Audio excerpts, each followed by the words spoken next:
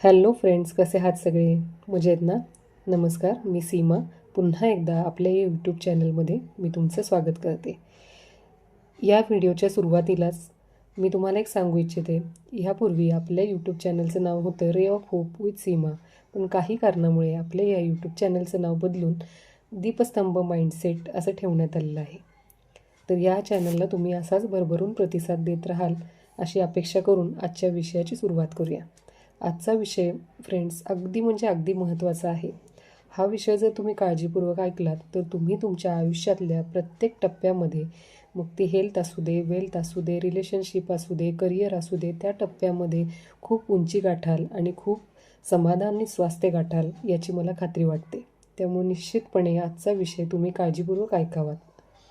Friends, तुम्हाला असं कधी वाटले का की तुम्ही कुठेतरी ट्रॅव्हलिंगला जात आहात किंवा ऑफिसला जात आहात आणि त्यावेळेला तुमच्या मनामध्ये असा विचार आला की आजचा माझा प्रवास खूप छान होणार आहे आणि मला आज रस्ता रिकामे मिळणार आहे, त्यामुळे मी माझ्या डेस्टिनेशनवर अगदी वेळेत पोचणार आहे.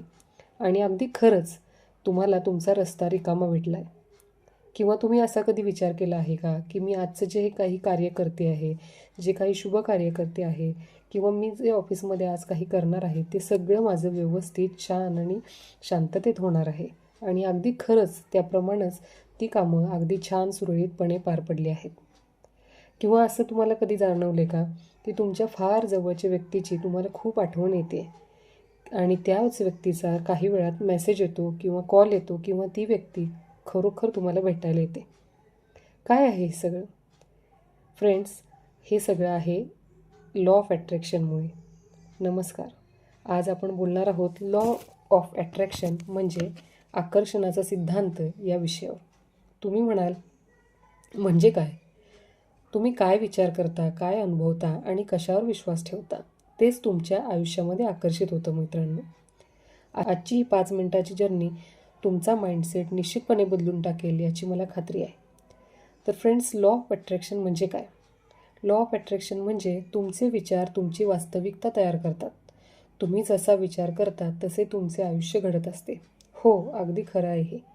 तुम्ही सकारात्मक विचार केलात तर सकारात्मक गोष्टी तुमच्याकडे येतात. तुम्ही भीती, शंका किंवा नकारात्मकता धरून बसाल तर तीच परिस्थिती तुमच्या आयुष्यात वारंवार येते. फ्रेंड्स, तुम्हाला असं कधी जाणवले का की ज्यावेळेला आपण खूप रागात असतो, चिडचिड करीत असतो, त्यावेळेला समोरून भेटणाऱ्या व्यक्ती देखील आपल्याला जास्तीत जास्त राग आणणाऱ्याच भेटतात. असं का होतं? तर आपण अशा व्यक्ती आपल्याकडे आकर्षित करून घेतो. या उलट ज्यावेळेला आपलं मन शांत असतं, आपण आनंदी असतो, त्यावेळेला आपल्या आजूबाजूलाही तशाच आनंद देणाऱ्या, मदत करणाऱ्या व्यक्ती आपल्याला भेटतात. बघा तुम्ही आठवून, निश्चितपणे तुम्हाला हे पटेल. मन हे एक चुंबक आहे. जे तुम्ही सतत मनात धरता तेच तुम्ही अनुभवता. सतत जर तुम्ही निगेटिव्ह विचार कराल तर तुमच्या आयुष्यामध्ये निगेटिव्हिटीच येईल मित्रांनो. जर तुम्ही चांगल्या आयुष्याचा विचार कराल तर तुमच्या आयुष्यामध्ये चांगलंच आकर्षित होणार आहे. तुम्हाला माहिती आहे का मित्रांनो, विचारांमध्ये किती शक्ती असते? तुम्हाला पटणार नाही, पण आपण दिवसाला सरासरी 60,000 विचार करतो, पण त्यातील बहुतेक विचार हे एकसारखेच पुन्हा पुन्हा येणारे असतात. जर आपल्या विचारांमध्ये सातत्यानं मी हे करू शकणार नाही, माझ्याकडे पैसे नाहीत, माझं नशीब साथ देत नाही, अशीच वाक्य येत असतील तर हे युनिवर्स किंवा हे ब्रह्मांड किंवा आपला देव आपल्याला देखील तसंच उत्तर देतो आणि त्याच पद्धतीचे अनुभव आपल्याला मिळतात. हा बदल कसा होतो? नुसते विचार पुरेसे नसतात बरं का मित्रांनो. भावना खूप महत्त्वाच्या आहेत. युनिवर्स तुमचे शब्द नाही ऐकत तर तुमच्या व्हायब्रेशन ऐकते.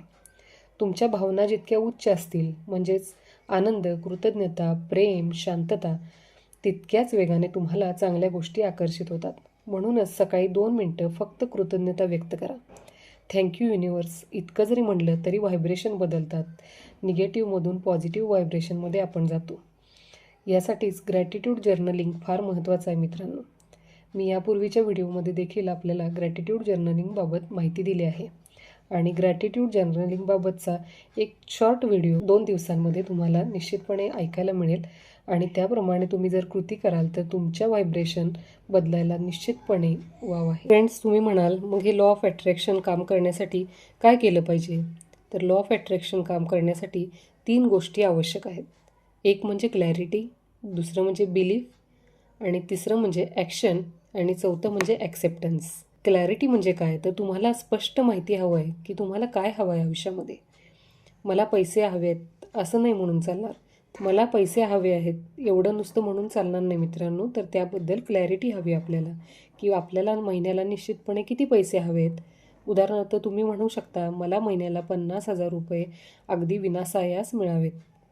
ह्याला म्हणायचं क्लॅरिटी. दुसरं म्हणजे बिलीफ म्हणजे 100% विश्वास.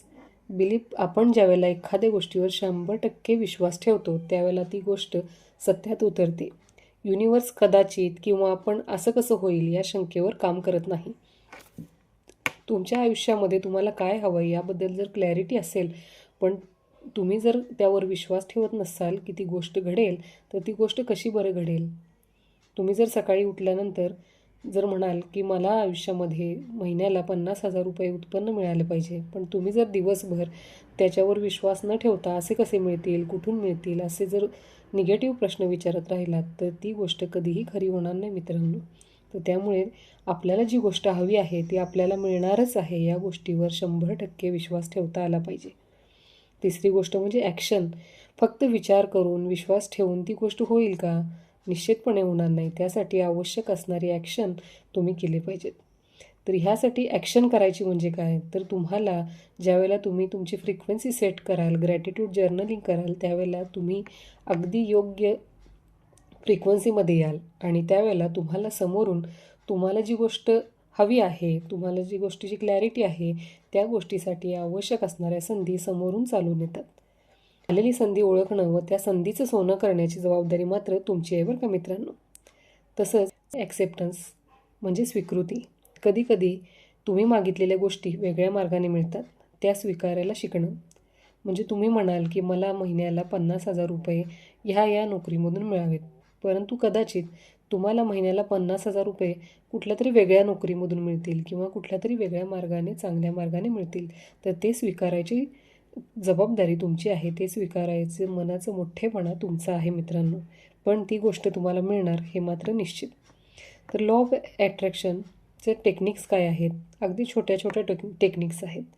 एक म्हणजे व्हिज्युअलायझेशन, दुसरी अफर्मेशन, तिसरी ग्रॅटिट्यूड आणि चौथी म्हणजे लेट गो. व्हिज्युअलायझेशन म्हणजे काय, तर 2 मिनिटे डोळे बंद करून तुमच्या इच्छेला जणू ती आत्ताच पूर्ण झाली आहे असे अनुभवणे. अफर्मेशन म्हणजे दिवसातून 5 वेळा सकारात्मक वाक्य म्हणणे किंवा आपल्याला ज्या गोष्टी हव्या आहेत त्या पूर्ण झाल्या आहेत या पद्धतीचं लिखाण करणे. ग्रॅटिट्यूड म्हणजे काय, जे आहे त्यासाठी धन्यवाद देणे. आपल्या आयुष्यामध्ये ज्या ज्या गोष्टी आहेत त्या गोष्टीसाठी धन्यवाद देणे म्हणजे ग्रॅटिट्यूड. जे आहे त्यासाठी धन्यवाद, जे येत आहे त्यासाठीही धन्यवाद द्या. तुम्ही जे मागितलेलं आहे ते आत्ताच मिळालं आहे म्हणून धन्यवाद द्या. लेटिंग गो म्हणजे काय, तर ताण सोडा. तुम्ही एखादी गोष्ट युनिवर्सकडे मागितली आहे, त्यावर 100% विश्वास ठेवला आहे, त्यासाठी ॲक्शन केले आहे, ते स्वीकारण्याची तुमच्या मनाची तयारी आहे. ती कशी पूर्ण होईल, कधी मिळेल याबाबतचा ताण सोडून द्या. हा प्रश्न युनिवर्सच्या कामात हस्तक्षेप निर्माण करतो. त्यामुळे मित्रांनो, लॉ ऑफ अट्रॅक्शन ही काही जादू नाही. तो आपल्या विचारांवर, भावनांवर आणि कृतींवर आधारित एक सुंदर युनिव्हर्सल प्रिन्सिपल आहे. आजपासून एकच निर्णय घ्या. तुम्ही जे विचार कराल ते कॉन्शियस अवेअरनेसने अगदी काळजीपूर्वक करा. पॉझिटिव्ह विचार करा. स्वतःवर विश्वास ठेवा आणि युनिव्हर्सवर देखील विश्वास ठेवा. तुमच्या आयुष्यात बदल दिसायला सुरुवात होईल. Thank you friends. अशाच नवनवीन व्हिडिओसाठी माझ्या चॅनलला लाईक करा, सबस्क्राईब करा. थँक्यू.